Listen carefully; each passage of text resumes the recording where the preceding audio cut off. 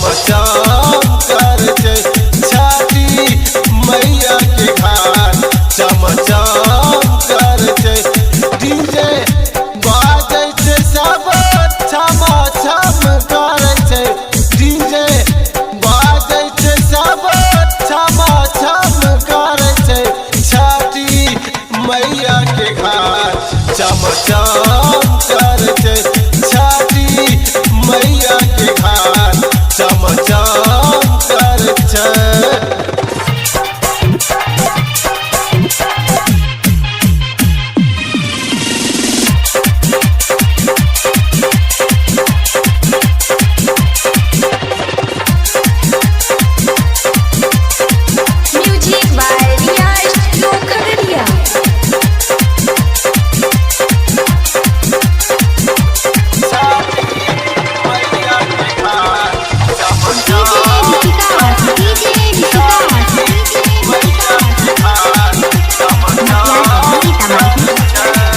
घाट बनाबै छो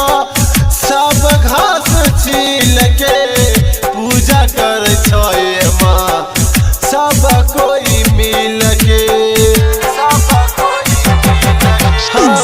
घाट बनाबै छो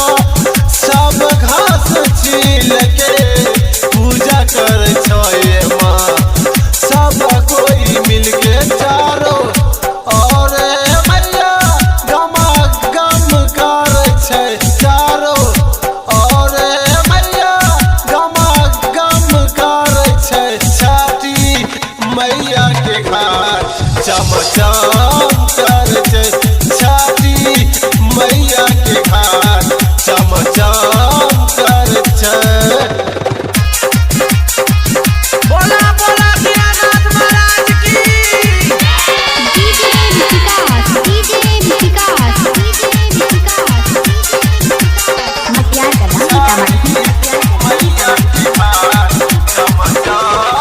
छठी माई के घाटिया पर भीड़ खूब लागे छै